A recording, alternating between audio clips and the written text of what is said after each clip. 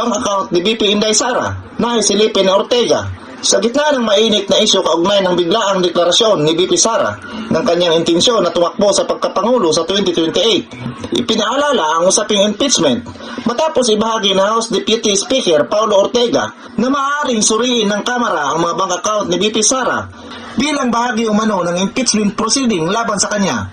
Ayon kay House Deputy Speaker Paulo Ortega, may kapangyarihan ng House of Representatives of the Philippines na silipin ang mga bank account ng Vice Presidente bilang bahagi ng impeachment proceeding, lalo na kung may kinalaman sa aligasyon ng hindi pagkakatugma sa kanyang salain. Tinukoy ni Ortega na seryoso at dapat imbestigahan ng mga paratang hinggil sa umano'y mga bank account, ari-arian, malaking galaw ng pera na umano'y hindi malinaw na natala sa salain ni BP Sara. Dagdag pa niya, sa ilalim ng konstitusyon, may sapat na kapangyarihan ng Kamara upang magsagawa ng investigasyon sa mga kasong may kinalaman sa pananagutan ng matataas na opisyal ng gobyerno. Pinaliwanag din ni Ortega na sa ilang pagkakataon maaaring santabi ang bank secrecy law kung may matibay na batayan at kung may interes ng publiko ang nakataya.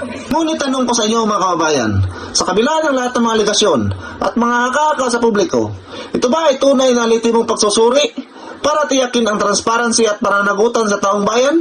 O ito ay nagiging paraan upang pahinain, pilitin, manipulain ang isang prominenteng kandidato bago man magsimula ang halalan? Dapat ba natin tignan ito bilang hakbang para sa proteksyon ng publiko o bilang taktika ng politika para siraan ang isang leader na may malaking suporta at posisyon sa bansa?